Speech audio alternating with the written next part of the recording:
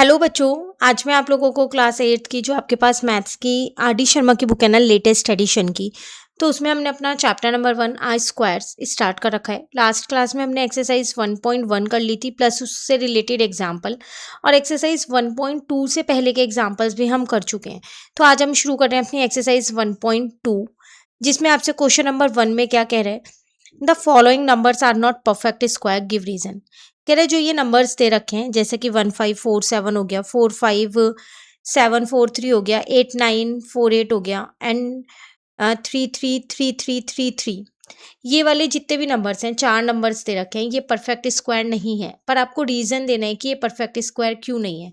तो अगर आप इनके लास्ट की डिजिट देखो तो इनकी लास्ट की डिजिट 7, 3, 8 और 3 है। तो आपको पता है जो भी नेचुरल नंबर हमारे पास 2, 3, 7 और 8 से एंड होता है तो वो कभी भी हमारे परफेक्ट स्क्वायर नहीं होते, है ना। तो बस वही रीजन आपको यहाँ पर लिख देना है अपने आंसर नंबर 1 में। Natural numbers ending in the digit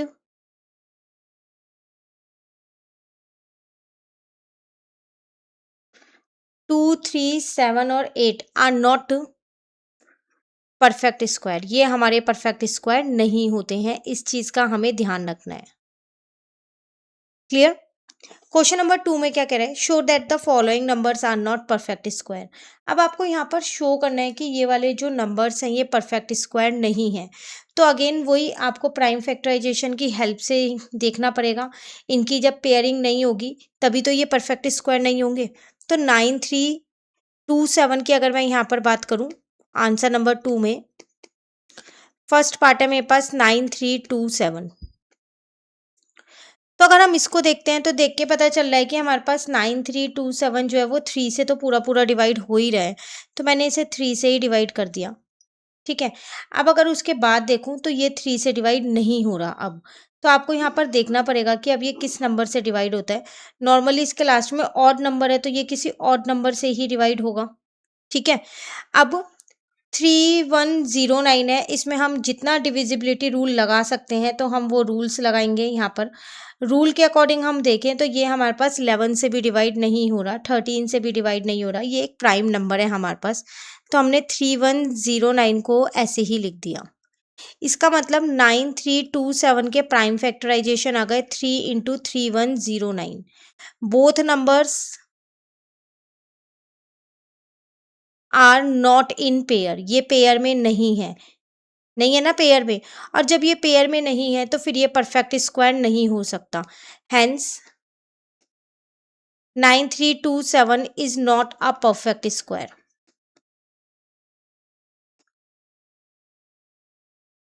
clear first part. Same ऐसे ही यहाँ पर इसका सेकेंड पार्ट है हमारे पास 4058। अगर मैं इसकी बात करूं तो आपको फिर से ये देख के पता चल रहा होगा इसके लास्ट में 8 लगा हुआ है तो ये 2 की टेबल से तो जाएगा ही जाएगा। तो मैंने इसको पहले 2 से डिवाइड किया। जब मैंने इसे 2 से डिवाइड किया तो यहाँ पर मेरे पास आ गया 2029। अब अगर मैं इसमें डिविजिबिलिटी रूल लगाती हूँ 3 का तो ये 3 से तो नहीं जाएगा। ठीक है।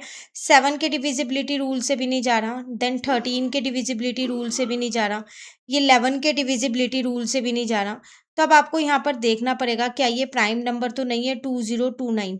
तो कुछ नंबर्स को चेक कर लो, उसके बाद ही आपको पता चल जाएगा कि ये प्राइम नंबर है या नहीं है। ठीक है। तो अगर हम यहाँ पर देखें तो जो ये आपके पास 2029 है ये एक प्राइम नंबर है क्योंकि इसका सिर्फ 1 और एक ये खुद ही फैक्टर होता है।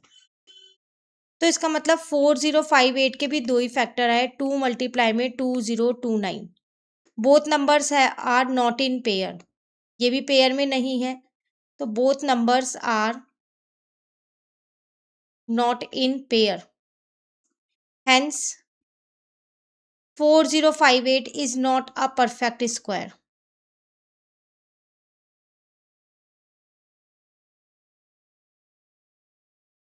क्लियर। चलिए, देन इसका थर्ड पार्ट है, एक पार्ट और कर लेते हैं, एक पार्ट आप खुद से ट्राई करना। ठीक है। तो 22453 आपके पास यहाँ पर नेक्स्ट वाला जो है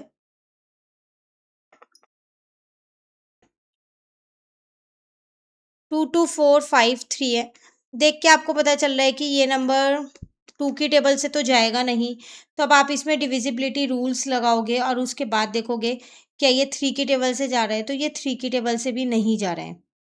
ठीक है, देन उसके बाद आप इसमें 7 का रूल लगा सकते हो, 11 का रूल, जिसके भी रूल्स आपको पता हो ना डिविजिबिलिटी रूल, वो लगाया करो ताकि आपके लिए थोड़ा सा आसान हो जाए कैलकुलेशन करनी। क्लियर है? तो 2 to 4 अगर हम देखें तो ये तो खुद ही एक प्राइम नंबर है। इसका सिर्फ और सिर्फ वन ही अपना एक फैक्टर होता है और ये खुद होता है, ये किसी की भी टेबल में नहीं आता है। तो hence 2 2 4 5 3 is not a prime perfect square. फिर ये परफेक्ट स्क्वायर कैसे होगा जब ये एक प्राइम नंबर है तो। क्लियर? चलिए, नेक्स्ट है क्वेश्चन नंबर 3 आपके पास। इस पार्ट को आप होमवर्क में ट्राई करना, इसमें भी कोई ना कोई आपको प्राइम नंबर जरूर मिल ही जाएगा। अब आगे में आपसे कह रहा है थर्ड वाले क्वेश्चन में, the square of which of the following number would be an odd number. कह रहा बताओ इनमें से किन का स्क्वायर जो है वो एक ऑड नंबर में आएगा। तो हमने जब इसके एग्जांपल्स किए थे, जब एक प्रॉपर्टी जानी थी कि ऑड नंबर का स्क्वायर ऑड होता है और इवन नंबर का स्क्वायर जो है वो इवन होता है, तो वैसे भी इसके लास्ट में वन है, जब आप इसका स्क्वायर करोगे तो वन ही आएगा, तो ये ऑड में आएगा। इसके लास्ट में 6 है, जब आप इसका स्क्वायर करोगे तो 4 आएगा इसके लास्ट में, जो कि इवन होगा। ठीक है, देन 9 वाले का स्क्वायर करोगे, 9 9 जा 81, तो 1 अगेन आपके पास ऑड आ गया। 8 8 जा 64, तो लास्ट में 4 आएगा, तो ये इवन होगा। क्लियर? तीनों क्वेश्चंस क्लियर हो गए आपको? उसके बाद हम आगे आते हैं। अभी इसमें और काफी क्वेश्चंस हैं। ठीक है, क्वेश्चन नंबर 4 पे आ गए अब हम यहाँ पर।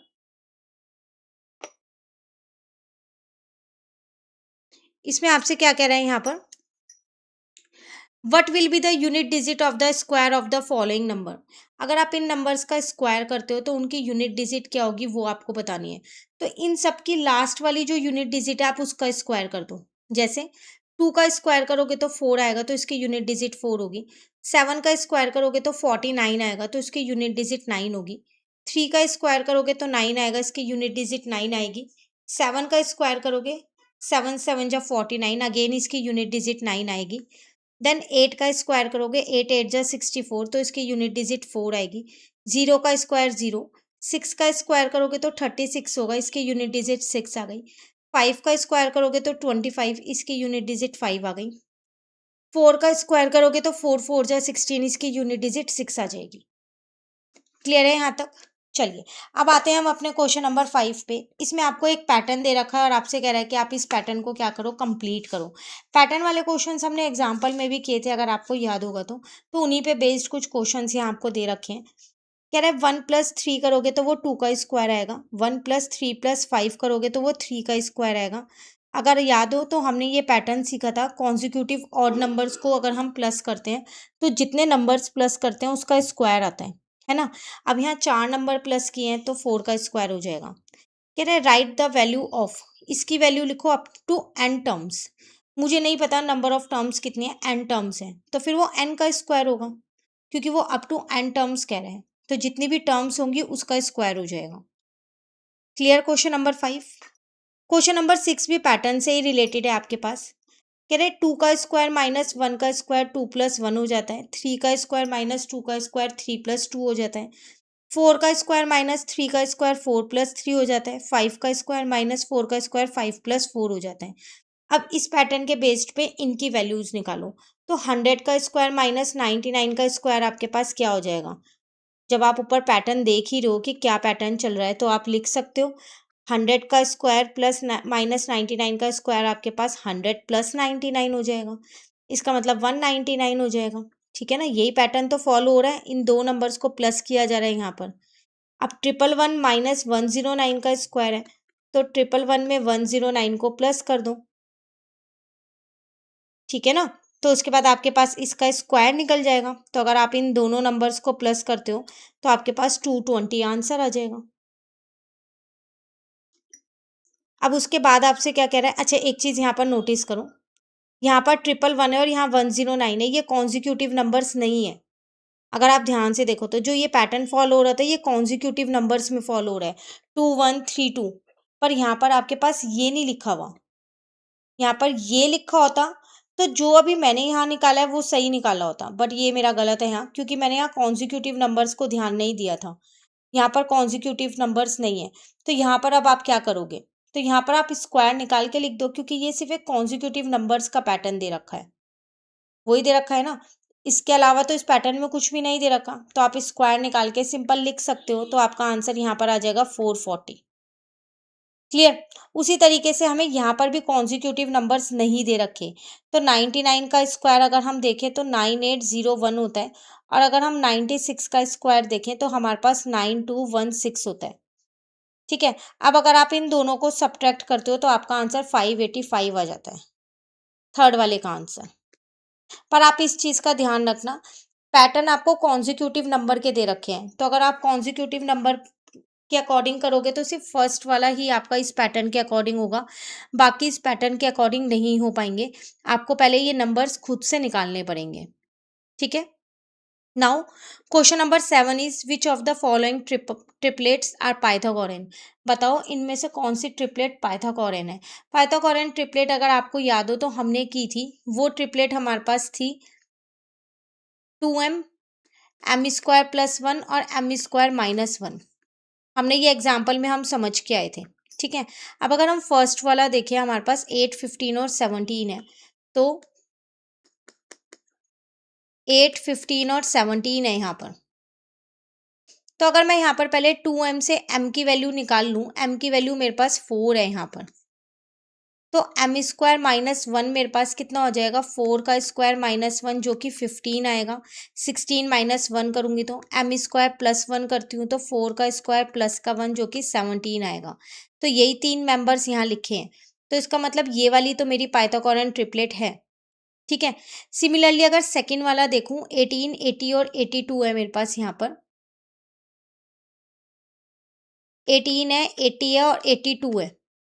तो अगर मैं 2m से यहाँ पर पहले m की वैल्यू निकालूँ जो कि मेरे पास 9 आ रही है, अब मैं यहाँ पर m² - 1 करती हूँ, तो 9 का स्क्वायर -1 मतलब 81 - 1 80 आ रहा है। ठीक है।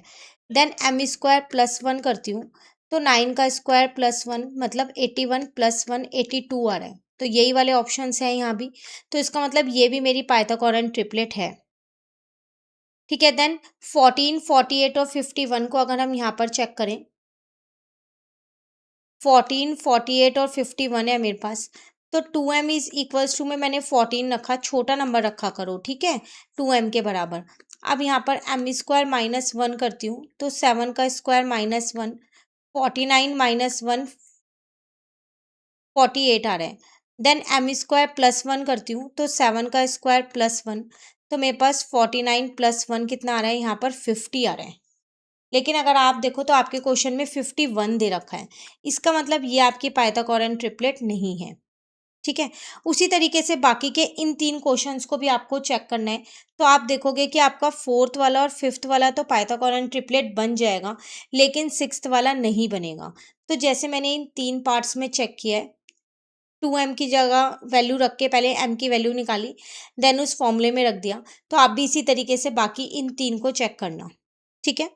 चलिए अब क्वेश्चन नंबर 8 पे आते हैं। फिर से मुझे एक पैटर्न दे दिया गया है यहाँ पर, कह रहा है 1 × 2 + 2 × 3 जो है वो इसके बराबर होगा। 1 × 2, 2 × 3, 3 × 4 को अगर आप प्लस करते हो तो वो इसके बराबर है 3 × 4 × 5 अपॉन में 3।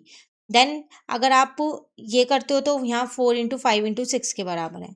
अब आपसे कह रहा है कि आप इसकी वैल्यू बताओ कि इसकी वैल्यू आपके पास कितनी आएगी। तो अगर आप ध्यान से देखो यहाँ पर, तो अगर आप 1, 2, 3, 4 नंबर करते हो तो 4, 5, 6 लिया है, नीचे 3 लिया है। 3 करते हो तो 3, 4, 5 मल्टीप्लाई में नीचे 3। अगर आप 2 नंबर्स लेते हो, ऐसे 2 टर्म्स लेते हो, तो 2 × 3 × 4। अब यहाँ 1, 2, 3, 4, 5 टर्म्स लिए हैं, तो 5 × 6 × 7 कर देते हैं और नीचे हम 3 लिख देते हैं। ठीक है। तो 30 को अगर मैं इंटू करती हूँ यहाँ पर 7 से, तो मेरे पास 210 आएगा, और डिवाइड करती हूँ 3 से, तो मेरे पास कितना आ जाएगा यहाँ पर 70, और 70 ही मेरा यहाँ आंसर है। क्लियर है। तो ये था क्वेश्चन नंबर 8 आपके पास।